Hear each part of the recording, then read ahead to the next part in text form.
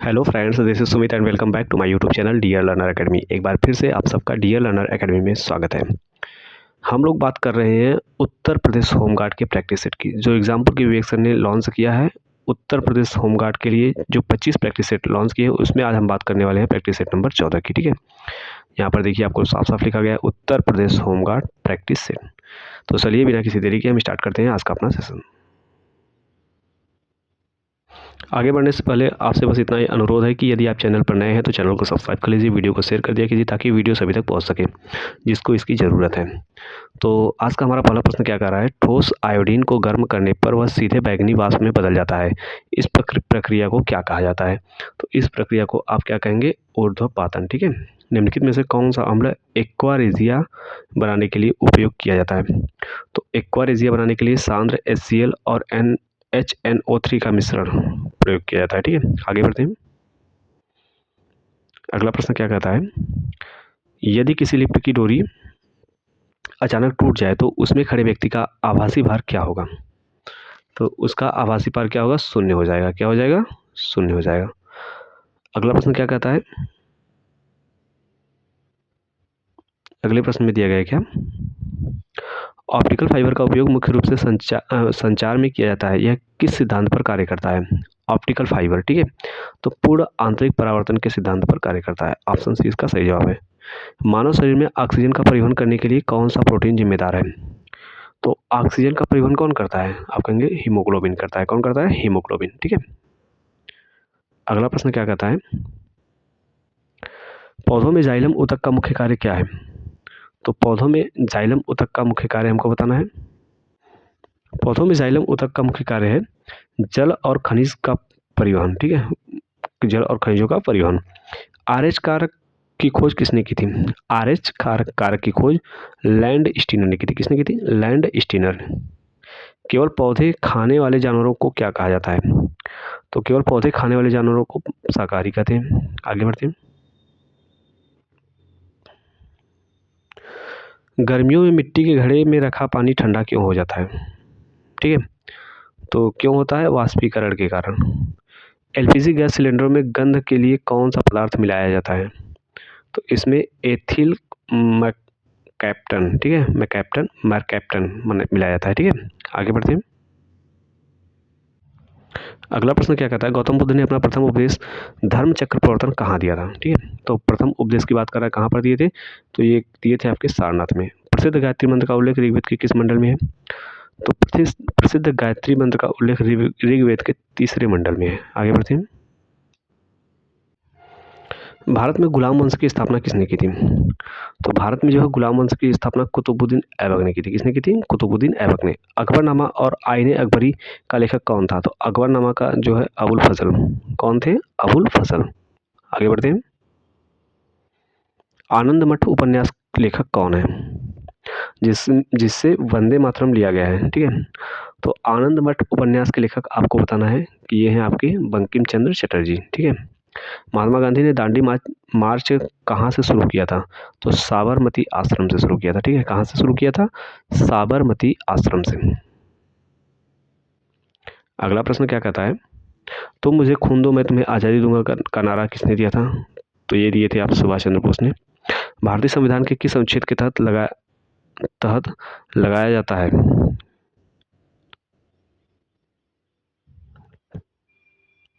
ये देखिए पूरा प्रश्न नहीं समझ में आ रहा है इसका मतलब। यहाँ ये दिया गया राष्ट्रीय आपात की बात कर रहा है। ठीक है, भारतीय संविधान के किस अनुच्छेद के तहत राष्ट्रीय आपात लगाया जाता है? यहाँ इंग्लिश में क्लियर है, हिंदी में नहीं है। तो राष्ट्रीय आपात किस आर्टिकल के तहत लगाया जाता है? 352 के तहत। ठीक है, आगे बढ़ते हैं। अगला प्रश्न क्या कहता है, लोकसभा लोकसभा चुनाव लड़ने के लिए न्यूनतम आयु सीमा क्या है? तो लोकसभा चुनाव लड़ने के लिए न्यूनतम आयु सीमा आपकी 25 वर्ष होनी चाहिए। कितनी होनी चाहिए? 25 वर्ष। भारतीय संविधान के अनुच्छेद 338A के तहत अंतर्गत गठित आयोग को किस नाम से जाना जाता है? ठीक है, 338A की बात कर रहा है, तो इसे जाना जाता है क्या? राष्ट्रीय अनुसूचित जनजाति आयोग। 338 की बात करें तो राष्ट्रीय अनुसूचित जाति आयोग, और 338A की बात करें तो राष्ट्रीय अनुसूचित जनजाति आयोग के बारे में कहा गया है। ठीक है, भारतीय संविधान में मौलिक कर्तव्यों को किस देश के संविधान से लिया गया है? तो भारतीय संविधान में मौलिक कर्तव्यों को सोवियत संघ से लिया गया है। ठीक है, आगे बढ़ते हैं।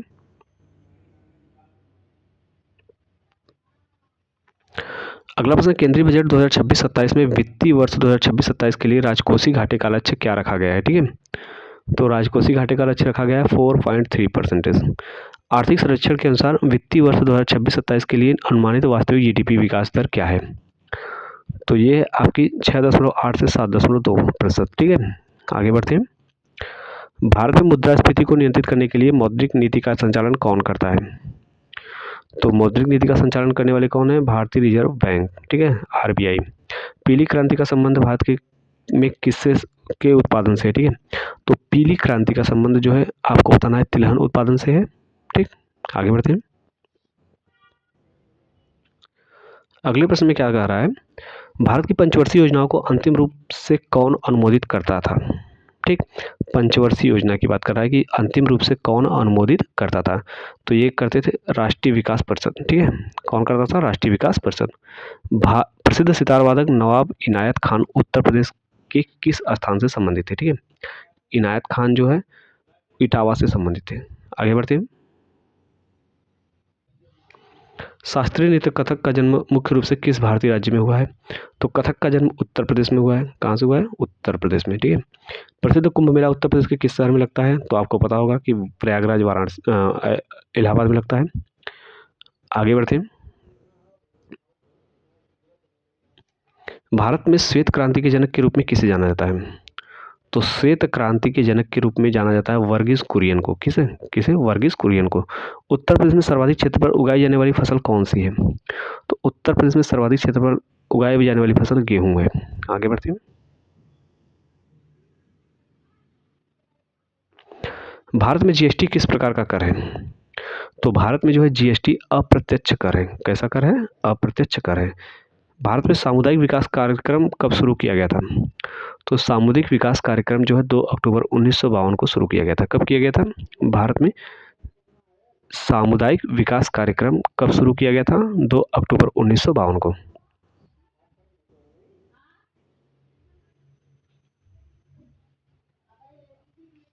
दो 2011 की जनगणना के अनुसार उत्तर प्रदेश की जनसंख्या घनत्व कितना है? तो 382 व्यक्ति प्रति वर्ग किमी। ठीक है, भारत में पर्यावरण संरक्षण अधिनियम किस वर्ष पारित किया गया था? तो भारत में पर्यावरण संरक्षण अधिनियम पारित करने का समय क्या था? आपको ये बताना है 1986। कब पारित किया गया था? 1986। ठीक है, आगे बढ़ते हैं। ऊपरी गंगा नदी उत्तर प्रदेश की एक रामसर साइट है, यह किस जिले के अंतर्गत आती है? ठीक है, तो ये है आपका बुलंदशहर। ठीक है, क्योटो प्रोटोकॉल का मुख्य उद्देश्य क्या है? तो क्योटो प्रोटोकॉल का मुख्य उद्देश्य ग्रीन हाउस गैसों के उत्सर्जन को कम करना है। ठीक, आगे बढ़ते हैं। स्मार्ट सिटी मिशन के तहत उत्तर प्रदेश के कितने शहरों का चयन किया गया? तो स्मार्ट सिटी के अंतर्गत जैसे उत्तर प्रदेश के कितने शहरों का जो है चयन किया गया था? टोटल तो 100 शहरों का चयन किया गया था, लेकिन उत्तर प्रदेश से कितने शहरों का चयन किया गया? तो कहेंगे 12। ठीक, सूचना का अधिकार अधिनियम किस वर्ष पारित किया गया? सूचना का अधिकार आरटीआई की बात कर रहा है कि किस वर्ष पारित किया गया? तो कहेंगे 2005 में। ठीक, आगे बढ़ते हैं। अगला प्रश्न है, भारत का कौन सा भौगोलिक भाग क्वीन नवीन जलोढ़ मिट्टी से निर्मित है? तो ये है आपका उत्तरी मैदान। ठीक, उत्तरी मैदान जो है नवीन जलोढ़ मिट्टी से संबंधित है, निर्मित है। ठीक है, ब्रह्मपुत्र नदी का उद्गम कहाँ है? तो ब्रह्मपुत्र नदी का उद्गम मानसरोवर झील है। ठीक है, आगे बढ़ते हैं। अगला प्रश्न है, भारत का प्रमुख लौह इस्पात उद्योग केंद्र कौन सा है?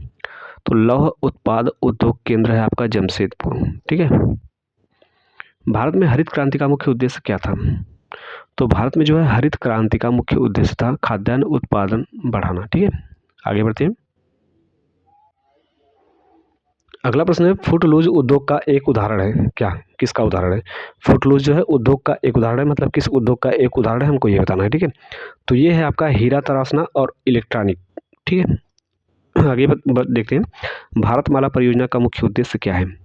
तो भारतमाला परियोजना का मुख्य उद्देश्य है राष्ट्रीय राजमार्गों का विकास और कनेक्टिविटी में सुधार। ऑप्शन सी इसका सही जवाब है। आगे बढ़ते हैं। अगला प्रश्न है, अमरकंटक पठार किन दो महत्वपूर्ण नदियों का उद्गम स्थल है जो विपरीत दिशाओं में बहती है? ठीक। अमरकंटक पठार की बात कर रहा है। किन दो महत्वपूर्ण नदियों का उद्गम स्थल है जो विपरीत दिशाओं में बहती है? ठीक है, तो ये है नर्मदा और सोन नदी। कन्नौज जिला किस उद्योग के लिए प्रसिद्ध है? तो कन्नौज जिला जो है आपका इत्र उद्योग के लिए प्रसिद्ध है, इत्र नगरी के नाम से जाना जाता है। आगे बढ़ते हैं। अगला प्रश्न क्या कहता है, निम्नलिखित में से कौन सा जिला और उसका एक जिला एक उत्पाद सही सुमेलित है जो उस क्षेत्र के विशिष्ट प्राकृतिक संसाधनों पर आधारित है? ठीक है, हमको इसमें बताना है कौन सा सही सुमेलित है। तो ये है आपका कौन सा, महोबा में गौरा पत्थर शिल्प। ठीक है, ये सही है। ठीक, आगे बढ़ते हैं। अगला प्रश्न क्या कहता है, उत्तर प्रदेश के किस जिले में भारत का पहला विकलांग विश्वविद्यालय स्थापित किया गया? तो भारत का पहला विकलांग विश्वविद्यालय किस जिले में स्थापित किया गया है, हमको ये बताना है। तो ये स्थापित किया गया चित्रकूट में। ठीक, कहाँ पर? चित्रकूट में। उत्तर प्रदेश के अमीर खुसरो को किस वाद्य यंत्र के आविष्कार का श्रेय दिया जाता है और उन्हें किस उपनाम से जाना जाता है? इन्हें सितार वाद्य यंत्र के लिए तूती ए हिंद नाम से जाना जाता है। ठीक है, इनका जो ये क्या बजाते थे, सितार। उत्तर प्रदेश की बुक्सा जनजाति में प्रचलित सामाजिक व्यवस्था के संदर्भ में क्या सत्य है? तो हमको बताना है कि बुक्सा जनजाति के संदर्भ में क्या सत्य है, उपरोक्त सभी। ठीक है, यहाँ पितृसत्तात्मक व्यवस्था पाई जाती है, इनमें अनुलोम और प्रतिलोम विवाह प्रचलित है, इनका सामाजिक स्तर हिंदू वर्ण व्यवस्था के समान है। ठीक है, उपरोक्त सभी बातें सही है। आगे बढ़ते हैं। अगला प्रश्न क्या कहता है, उत्तर प्रदेश के ग्रामीण अंचलों में बिरादरी पंचायत का मुख्य उद्देश्य क्या होता है? तो ये होता है आपका जातिगत विवादों का निपटारा और सामाजिक सुचिता बनाए रखना। ठीक है, देवा शरीफ मेला उत्तर प्रदेश के किस जिले में आयोजित किया जाता है? तो देवा शरीफ मेला जो है उत्तर प्रदेश के बाराबंकी जिले में आयोजित किया जाता है। ठीक, और यह किस संत की दरगाह पर लगता है? तो वारिस अली शाह की। आगे बढ़ते हैं। कपिल मुनि मेला, ठीक, उत्तर प्रदेश के किस क्षेत्र में प्रसिद्ध है? कपिल मुनि मेला, तो ये प्रसिद्ध है गंगा तट फर्रुखाबाद। ऑप्शन ए इसका सही जवाब है। सैफई महोत्सव का संबंध उत्तर प्रदेश के किस जिले से है और यह मुख्य रूप से किस क्षेत्र की संस्कृति को बढ़ावा देता है? तो सैफई महोत्सव की बात कर रहा है, तो उत्तर प्रदेश के इटावा क्षेत्र से संबंधित है। ठीक है, और अवध और ब्रज का संगम है। ठीक है, आगे बढ़ते हैं।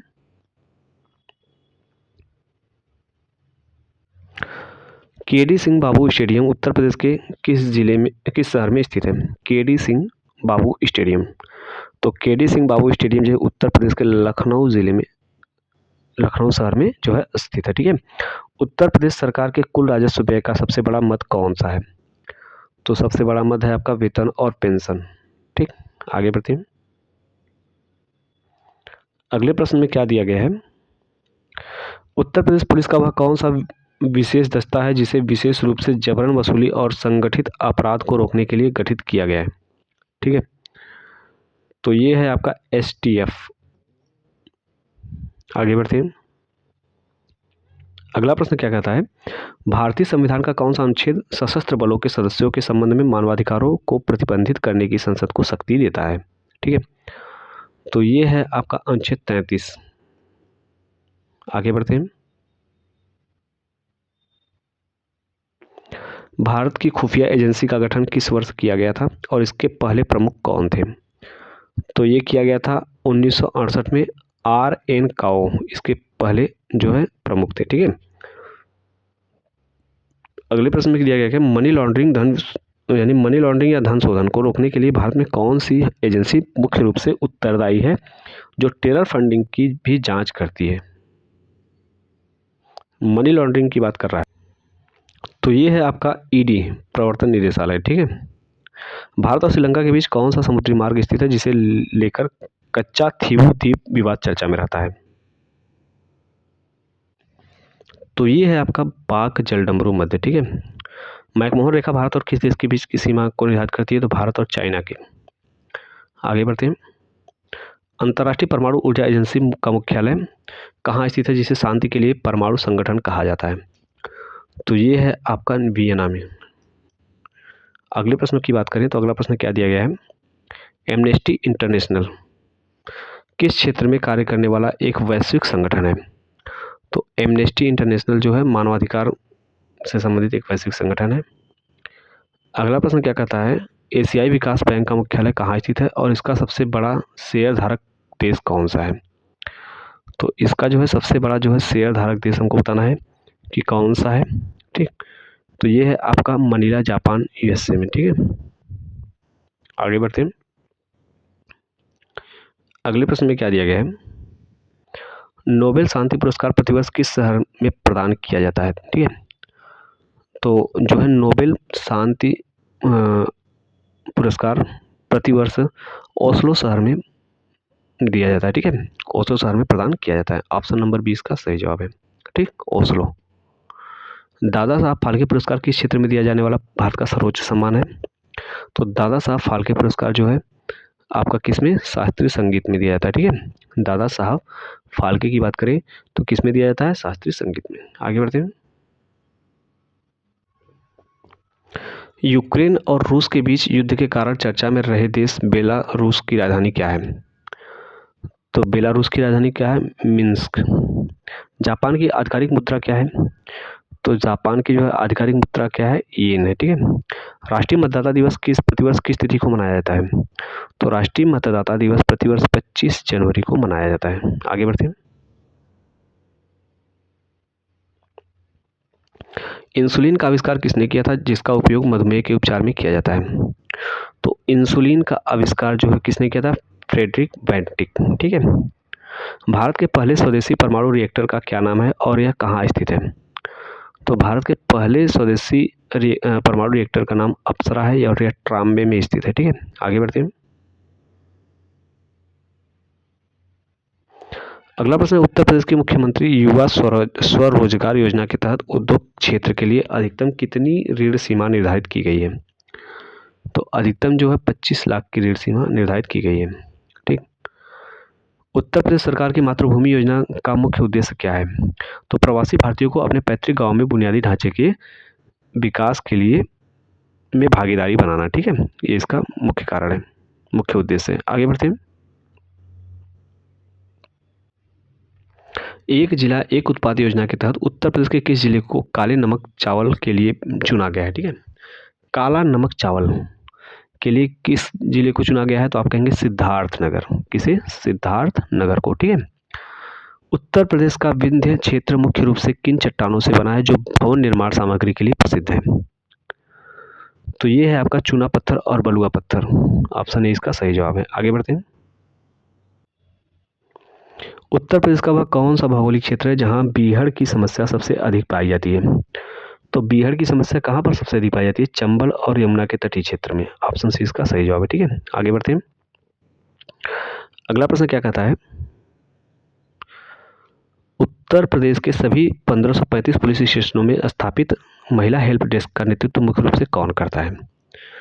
तो ये करते हैं कौन, महिला बीट अधिकारी या महिला सिपाही। ठीक, आगे बढ़ते हैं। अगला प्रश्न है, उत्तर प्रदेश के पूर्वी जिलों या पूर्वांचल में मानसून के दौरान बिजली गिरने की घटनाओं का मुख्य कारण क्या माना जाता है? ठीक है, तो मुख्य कारण है इसका बंगाल की खाड़ी से आने वाली आर्द्र हवाओं का मिलना। ऑप्शन 20 का सही जवाब है। आगे बढ़ते हैं। उत्तर प्रदेश की बुक्सा जनजाति मुख्य रूप से किस जिले में पाई जाती है और इनके सामाजिक व्यवस्था में बिरादरी पंचायत का क्या महत्व है? तो ये आपकी बिजनौर में पाई जाती है। ठीक है, बुक्सा जनजाति कहाँ पर, बिजनौर में पाई जाती है और न्याय प्रशासन के लिए महत्वपूर्ण है। आगे बढ़ते हैं।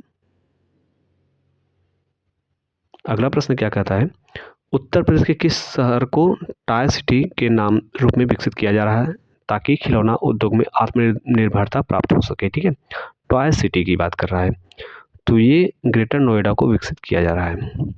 उत्तर प्रदेश का कौन सा जिला दिल्ली और हरियाणा दोनों के साथ सीमा साझा करता है? तो दिल्ली और हरियाणा के साथ सीमा साझा करने वाला कौन है? आप कहेंगे बागपत और गौतम बुद्ध नगर। ठीक है, ए और बी दोनों। ठीक, आगे बढ़ते हैं। अगला प्रश्न क्या कहता है, वर्ष 2025 में आयोजित COP30 जलवायु परिवर्तन सम्मेलन का मेजबान देश कौन सा है? तो ये है आपका ब्राज़ील। कौन सा है? ब्राज़ील। ठीक, कौन सी नदी दक्कन के पठार को मध्य उच्च भूमि से अलग करती है? तो दक्कन के पठार को मध्य उच्च भूमि से अलग करने वाली नदी कौन सी है? नर्मदा। प्रसिद्ध पुस्तक डिस्कवरी ऑफ इंडिया के लेखक कौन है जिसकी रचना उन्होंने उत्तर प्रदेश के नैनी जेल में प्रवास के दौरान की थी। ठीक है, आगे बढ़ते हैं, ऑप्शन देखेंगे। तो ये है आपका जवाहरलाल नेहरू। ठीक है, डिस्कवरी ऑफ पुस्तक के लेखक कौन है? Jawaharlal Nehru. Short story collection heart lamp के लिए इंटरनेशनल बुकर प्राइज 2025 जीतने वाली पहली भारतीय कन्नड़ लेखिका कौन बनी है? ठीक है, तो ये बनी है बानू मुश्ताक। ऑप्शन सी इसका सही जवाब है। कौन बनी है? बानू मुश्ताक। इनकी रचना कौन सी है? Heart lamp. ठीक, आगे देखते हैं, अगला प्रश्न क्या कह रहा है? सोशल मीडिया पर डीप फेक तकनीक का उपयोग मुख्य रूप से क्या करने के लिए किया जाता है? तो ये है आपका एआई का उपयोग करके असली दिखने वाली फर्जी वीडियो ऑडियो बनाना। ठीक, आगे देखते हैं, अगला प्रश्न है, यूरोप की प्रसिद्ध नदी डैन्यूब के तट पर निम्नलिखित में से कौन सा राजधानी शहर स्थित नहीं है? तो ये आपका बर्लिन जर्मनी जो है नहीं स्थित है। ठीक, आगे देखते हैं, अगला प्रश्न है, मारियाना ट्रेंच जो पृथ्वी का सबसे गहरा बिंदु है किस महासागर में स्थित है? मारियाना ट्रेंच की बात कर रहा है कि जो पृथ्वी का सबसे गहरा बिंदु है किस महासागर में स्थित है? तो ये आपका प्रशांत महासागर में स्थित है। ठीक है, अगले प्रश्न की बात करते हैं, मलक्का जल संधि किन दो प्रमुख जल निकायों को जोड़ती है और वैश्विक व्यापार के लिए सामरिक रूप से महत्वपूर्ण है? मलक्का जल संधि की बात कर रहा है अंडमान सागर और दक्षिण चीन सागर। ठीक, आगे बढ़ते हैं, विश्व का सबसे ऊंचा सक्रिय ज्वालामुखी ओजोस डेल सालाडो किन दो देशों की सीमा पर स्थित है? तो ये है आपका चिली और अर्जेंटीना। ऑप्शन ए इसका सही जवाब है। ठीक है, आगे बढ़ते हैं, डाउन नामक शीतोष्ण घास के मैदान किस देश या महाद्वीप में पाए जाते हैं? डाउन्स नामक, ठीक है, तो डाउन्स आप सभी को पता होगा कहाँ का है, तो आप कहेंगे ये है आपका ऑस्ट्रेलिया का। कहाँ का है? ऑस्ट्रेलिया का। वेल्ड जो है दक्षिण अफ्रीका में पाया जाता है।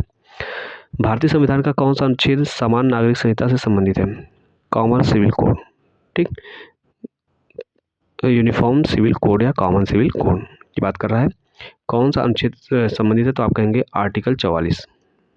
अगले प्रश्न की बात करें, अगला प्रश्न 1857 के विद्रोह के दौरान भारत का गवर्नर जनरल कौन था?